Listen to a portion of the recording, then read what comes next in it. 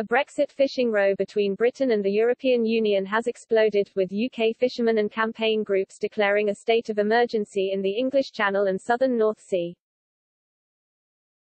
Fishing groups from Eastbourne, Hastings, Thanet, Newhaven and Lowestoft, alongside the New Under 10 Fishermen's Association NUTFA, New Economics Foundation, Angling Trust, Fishing Businesses Soul of Discretion and Pesky Fish and Greenpeace UK have all signed a joint statement.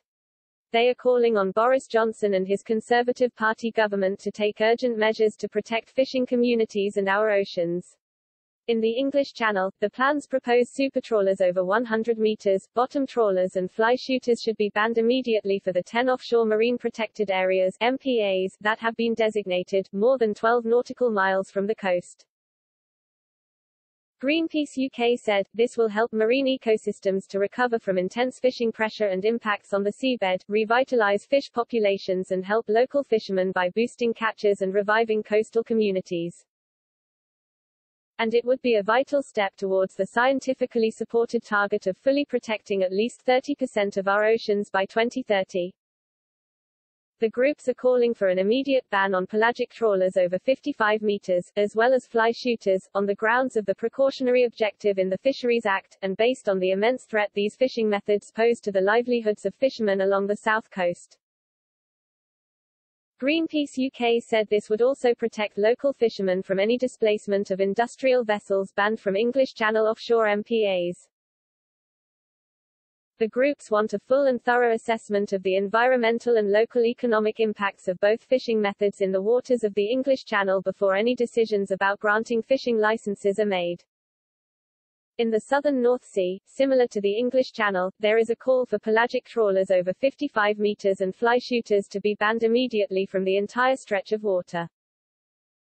This is once again on the same grounds as that proposed for the bans in the Channel and would also protect local fishermen from any displacement of industrial vessels banned from the English Channel offshore MPAs.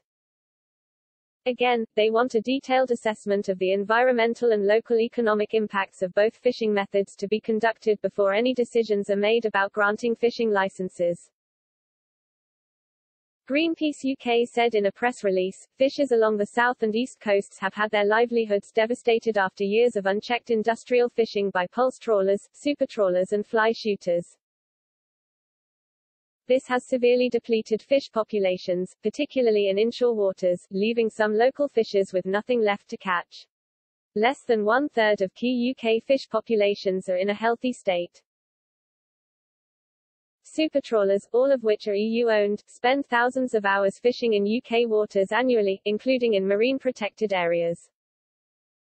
Supertrawler fishing times in UK marine protected areas increased by 1,000% between 2017 and 2020.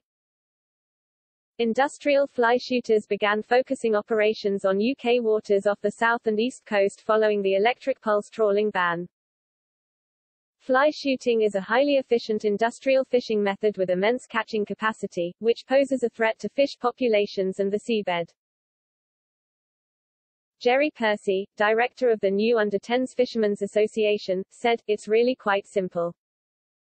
The small-scale coastal fleet that the government has sworn to protect is now forced to watch the present and future livelihoods being destroyed in front of their eyes. Firstly by the huge fleet of powerful EU-owned fly shooters that inexplicably have had all catch limits removed for their target species, and secondly, by massive EU midwater trawlers reducing the resilience of stocks in the Channel to the impact of climate change whilst threatening dolphin and porpoise populations." Tragically, it appears to be only Greenpeace that has been willing to lend its political and practical weight in defense of our coastal fishermen and communities. Chris Thorne, an oceans campaigner at Greenpeace UK, said, "We've been at sea all summer bearing witness to the destruction taking place in the English Channel and nearby waters. We've worked closely with local fishers, and when you're on the water with them, it's very clear, our fishing communities are at breaking point. They won't survive much longer without urgent action from the government." Fishing communities, anglers, charter skippers and environmental groups alike support these measures, which will be an important step towards fully protecting at least 30% of our oceans by 2030.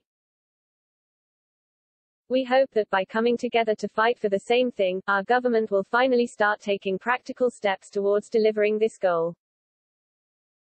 If these requests are ignored, it's clear that ministers are siding with the multinational fishing companies who are wrecking our oceans, instead of the local fishers who are the backbone of our coastal communities.